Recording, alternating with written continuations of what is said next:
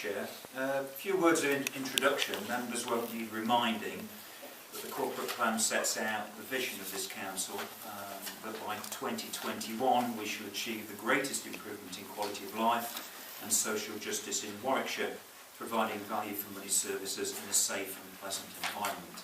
That's the overarching vision. Clearly 2021 is some way off, so in order to make progress in relating to meeting those targets, it's important that we have interim targets as well, so that they can be checked not only by Cabinet, but also scrutinised by the relevant scrutiny panels. Basically what you have in front of you today, members, is an interim corporate plan delivery plan that looks 5 years ahead to 2019 in line with the community plan. The CPDP, to use its abbreviation, is on page 12 onwards. And so therefore what you have is by the first two columns, by 2019 we will, as a statement of intent, and by March 2016 we will. So it makes the target more achievable and the end date more recognisable, and it shows the resource impact which has been taken into account clearly by the directorates and by yourselves in the budget setting process. So I'm happy, as well as my two officers that are here today, to take any questions that we may have in relation to that CPDP. Chair. Thank you very much. Sorry, Chair, there's just one error on page 8 of the report, which is on the Cabinet front sheet, which is obviously the question subject to calling. It does say no, but it should actually say yes, it is. Yes. Okay. Thank you very much. Right. Which one of you wishes to speak first? I'll speak first. You speak from where you are, if you like. That will be easiest, if I may, Chair. Every year we have various ones of these plans. We've got the long-term plan up to 2021. We have a 5-year delivery plan, and then behind that we have service departments have their individual plans. And I'm always concerned by these plans that we don't actually ever achieve much in them by the due dates. And I've gone through and looked at quite a few of the old plans and old Cabinet papers to see what we promised last year, the year before last, and there's various things like the Borough plan that keep cropping up and we never achieve anything. It's really interesting going into the detail. So we've got 3 levels of plan. The annual plans are really interesting, and one of the things we will have a bit of a argy-bargy about, I'm sure, was from the Cabinet papers 14th of March 2012 on page 60, where our plan said, have marketed the bus station site and obtained planning permission for the redevelopment of the Abbey Street site. So 3 years ago we had things in our delivery plans and our service plans that still haven't been done 3 years on. And the big worry is these are just bits of paper to say this is our roadmap. And things like empty shops, empty homes, we are failing to do all the things that are important on our plan. We have just taken the empty homes officer off doing empty homes. Our empty shops are getting worse and worse. So we have a plan for going in the right direction, but the direction of travel is the opposite direction, Chair. Thank you. Any questions to Councillor Condarco? No. Thank you very much. Michelle Condarco. Right, there are a few things that I noticed, and one of the things comparing to the previous year, I mean, Keith already alluded to, was the Borough plan. In 2013, this delivery plan said by March 2014 we would have a draft Borough plan, and then in 2014 it said by March 2015, and now it's not even mentioned as one of the points. On page 12, the sort of second bit about mix of housing type and things, it says include appropriate policies in the emerging borough plan, and absolutely no time scale, which is rather of concern. And generally the lack of time scale and things, I mean, when I was working things, I wasn't in a management role per se, but anything we did, we had to use the SMART objectives. So it had to be specific, measurable, achievable, realistic and time related. And further later in the plan, some of the other departments seem to have a lot more of that. So, you know, a certain percentage reduction by whenever things, which you can actually measure. The first section, things A1, seem very, very, very vague, and that really does concern me, particularly with the borough plan. Other things that I picked out there was reference about the community infrastructure levy. It was mentioned last year, things about staff time to set up the policy and what have you and things, and then that seems to have sort of virtually disappeared again, with only very, very small references to it later on some of the pages and things. And it seems to me that the community infrastructure levy is really important to get in place, and I know most other councils, including North Warwickshire, North Warwickshire's consultation actually finishes tomorrow for their community infrastructure levy. So I think we really need to be moving forward with SIL so that the borough doesn't lose loads of money on that. The other thing that concerned me was the air quality bit.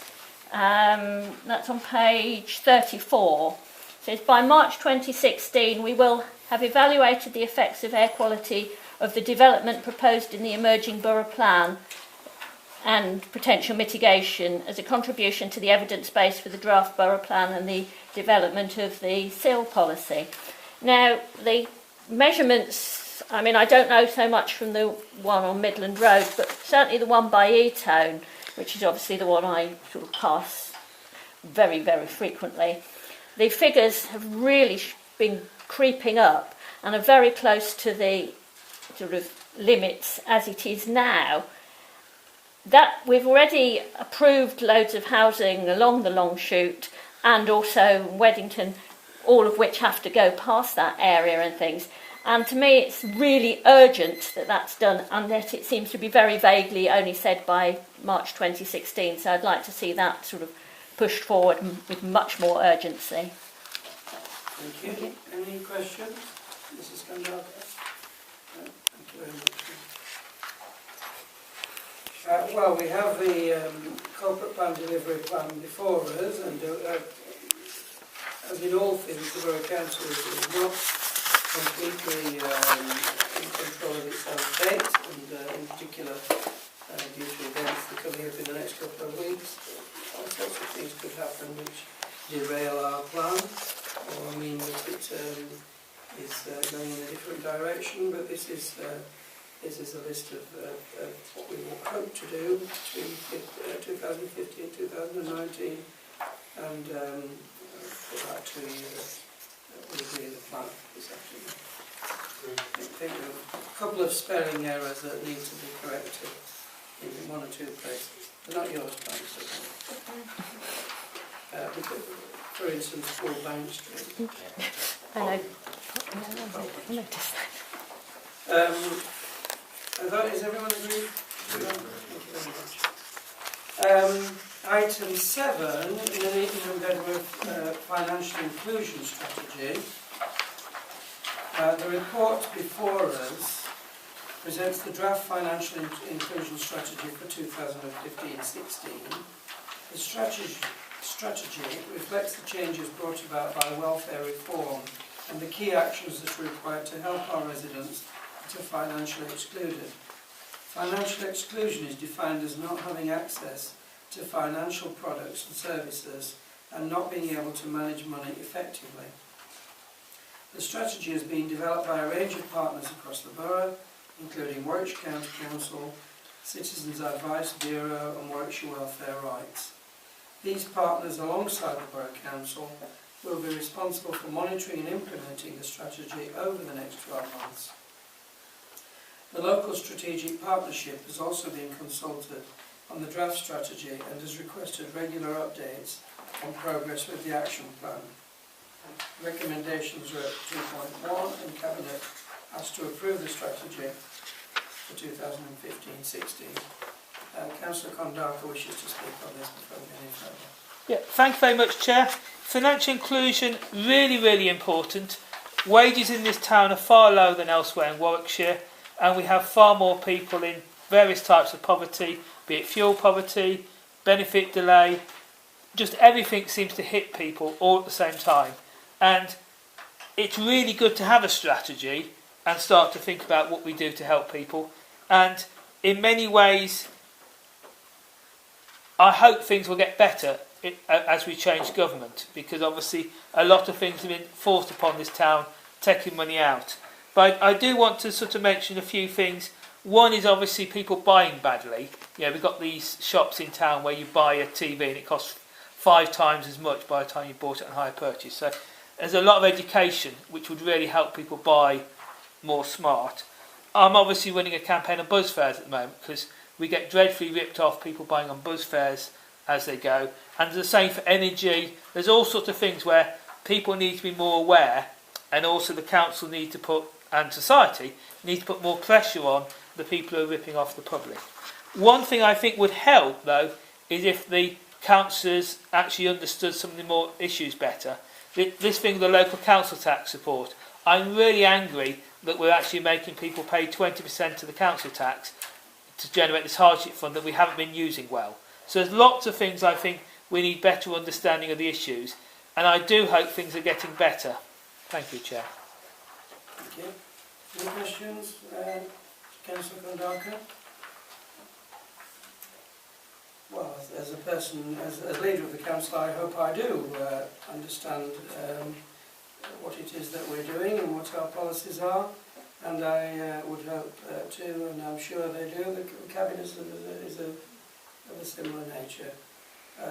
So I think it's been very useful in the way this has been discussed with the organisations which deal with financial inclusion and exclusion, and I recommend the policy to you and the recommendation at 2.1. Is that seconded?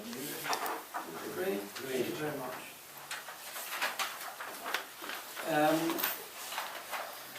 Item 8, no recommendations. No recommendations. Thank you very much.